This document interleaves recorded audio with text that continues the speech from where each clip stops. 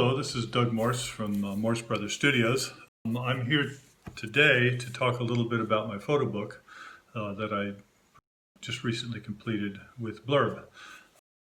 This is what it looks like here, and it's a book that is a culmination of my work that I've been doing over the last year in doing woodland photography. This is something that I've been doing to attempt to improve my photography, give me some focus on one subject to try to improve my skills, and is also something has been quite useful to me during lockdown, during COVID-19, in that it involves only going to very local places within maybe 15 minutes to half an hour away from where I live.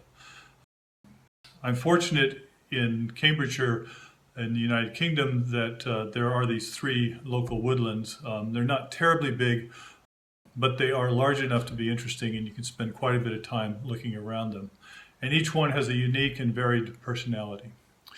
So to start off with, what I'd like to say is I started out with Blurb many years ago. They've done a pretty good job for me. I've used their BookWrite tools before, which is their own in-house design tool, but I've moved on to using Word, and then I convert to PDF, and then I upload the PDF to Blurb.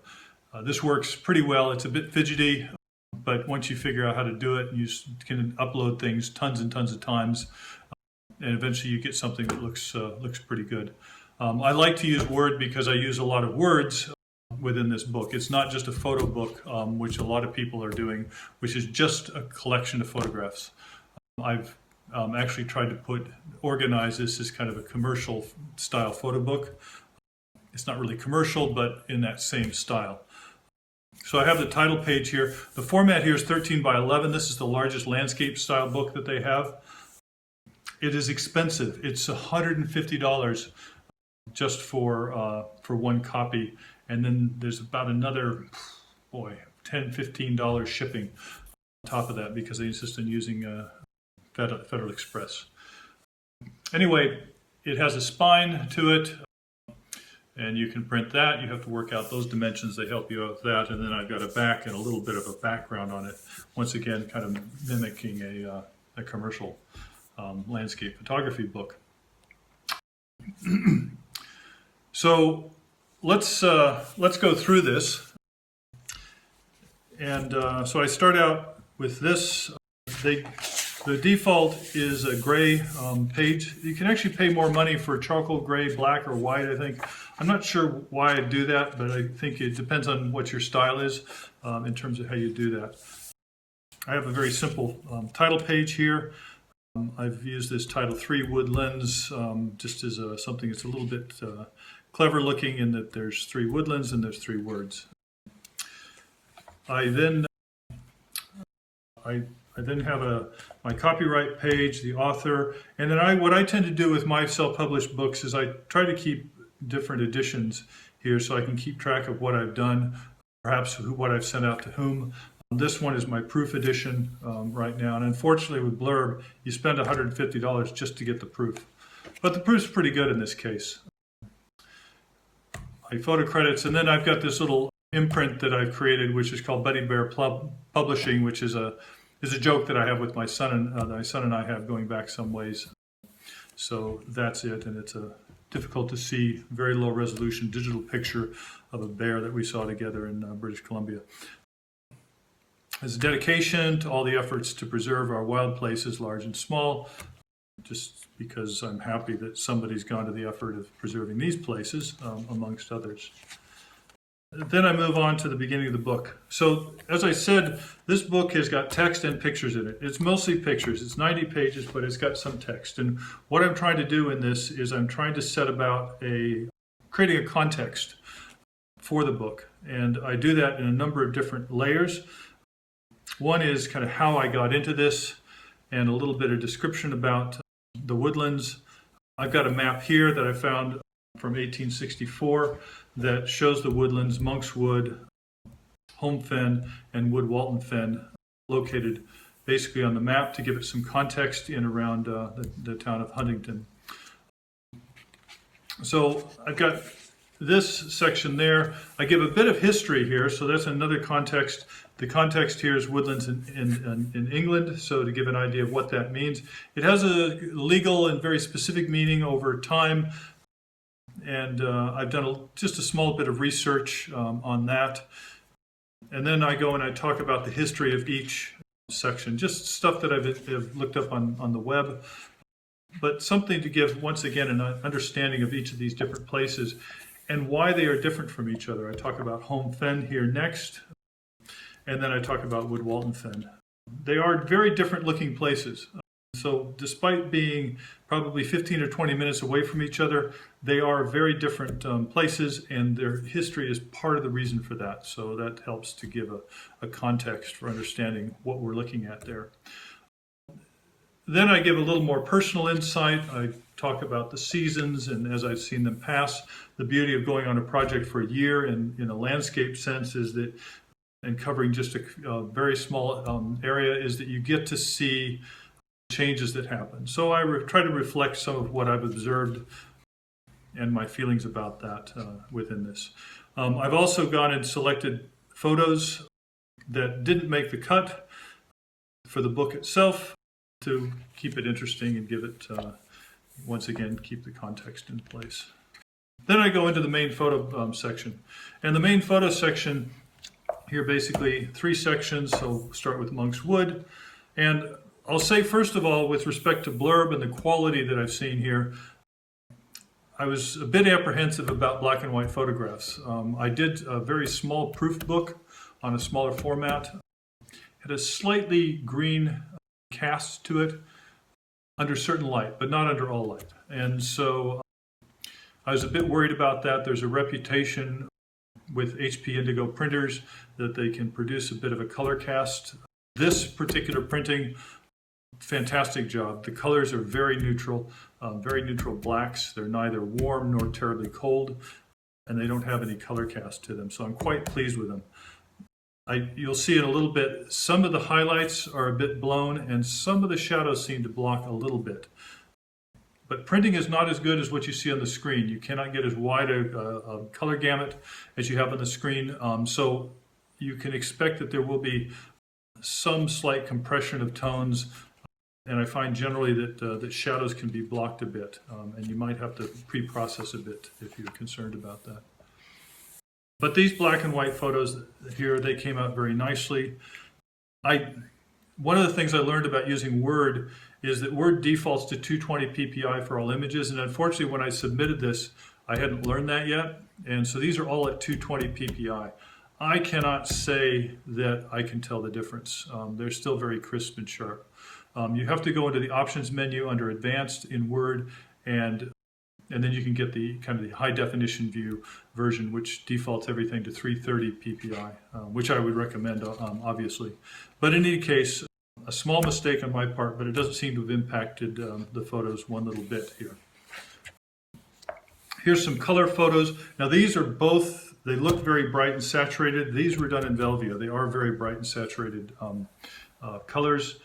I can say that this green is acid green when you look at it in the woods, particularly under cold winter light, like you typically get there, and when this was taken.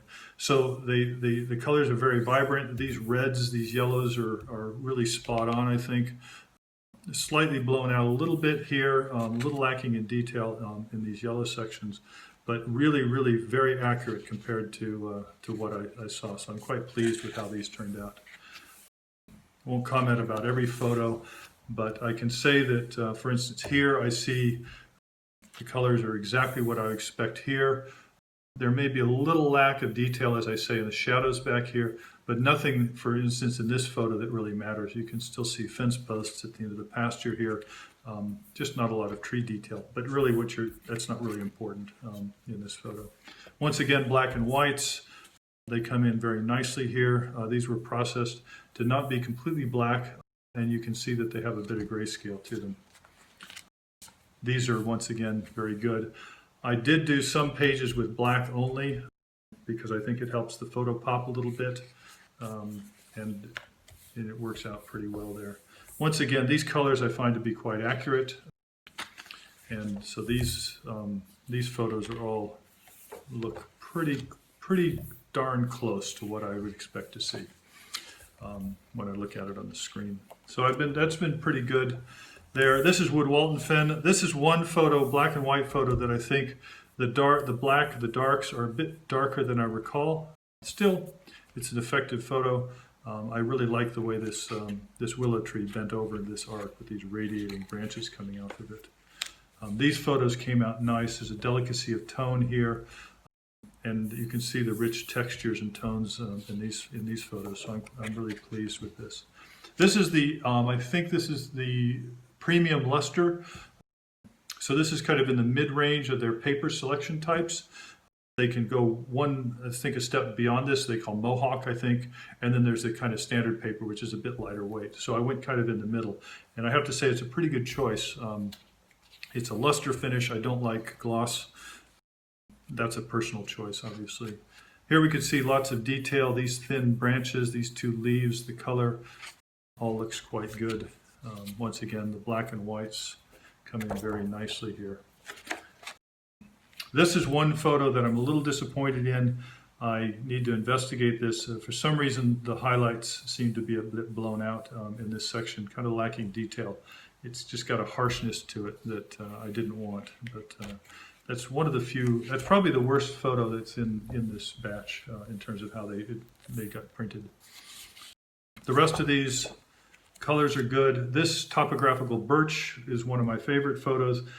The gradation here is really nice and fine in the tone of the bark. And if you don't have this right, I can say by printing it in the darkroom, you just lose all that nice subtlety of tone. But it seems to come through here quite nicely. Then we go into Home Fen, which is the last section here. Once again, a mixture of these. You can see nice greens. Here are all these nice brown color palettes here. This is a bit of a high key photo. Might have benefited from having a black border on it. I would have to put one on this facing page, I think, and then the question of whether this would hold up under the heavy black or not, the delicacy of this. But that's going to be something I'll try out when I go in for my second edition. Once again, these images are all good. Colors that I would expect, level of detail here. Again here, these are good. I did a few spreads for my 6x12 format for kind of a more panoramic. I spread across 2 pages. They work pretty well. There is a fold here, but most people are used to dealing with that. Love the rich warm light that comes in here. This is really good. Here we get the blues and the greens. This black and white just came out beautifully here. I think it really gets the right range of contrast and tones for that. This has a good range of color. It really came out nicely. This was taken on 3200 film, Ilford 3200 Delta Pro. And even at this large size, which is practically an 8x10, I think, in terms of blow-up size, it is, even here, the grain isn't really apparent, and it meshes really nicely with the texture in this forest scene. Once again, the colors here are really good. These are really right on. So really very pleasing. This is probably one of the few editing mistakes I have. I didn't get the full bleed down here on the bottom, so I got this kind of bit of a white border down here, and that would be something I'd correct in the next edition of this. And then the last thing I did is I added a section on context, some more context. What I've done is specifically when I've looked at these pictures, I've just given them little titles, mainly so I can keep them separate in my own mind. And maybe it either informs on what's in the photo or perhaps what I think it represents in some cases. I can't say I put a lot of thought into it. There are people that are better at doing this than I am. But that's all I did. I withheld information here at this point about whether I would have camera information, shutter speeds, apertures. This is really for just anybody to look at. Something that would sit on the coffee table, and I didn't want to clutter it up. I started out that way, but I decided not to. And what I did is I added a section in here, which is kind of has more personal information. And this is based on some of my blog entries, but I've stripped again all of the technical details out, but tried to convey how I felt on specific days when I took some of these images. That way you could kind of see my mindset and what I felt about what the whole context of the situation was, kind of for the emotional feel and everything for the day and what was happening on that day when I took the photo. And then I reference here photos, the page number for the photo within the main part of the book where it's appropriate when it comes down to that. So I do that, and again intersperse various rejects, if you will, photos.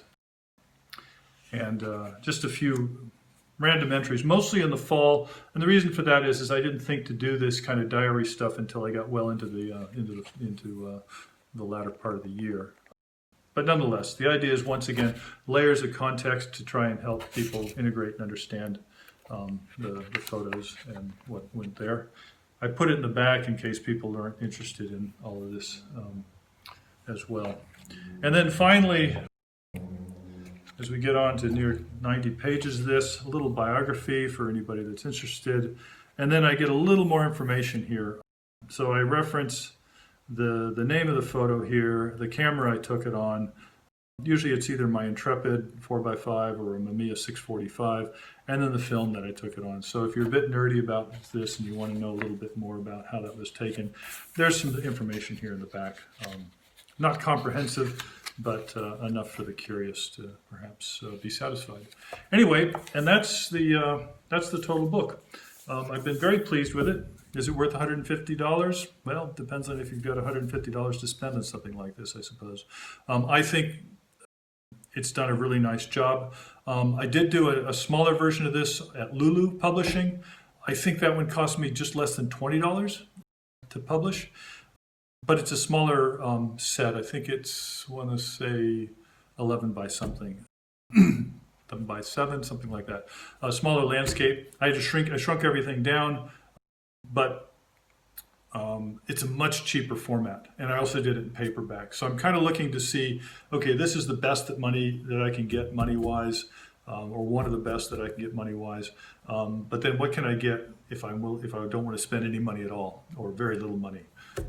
This at $150, would be hard to justify asking somebody to part for the $150 plus money for profit. On top of it, $20, it's much easier to see how that might happen. Not saying that I'm going to sell them necessarily, but it could happen. And certainly if I want to send them as gifts, I think I'd be poor if I sent $150 books to everybody that I might want to send this to.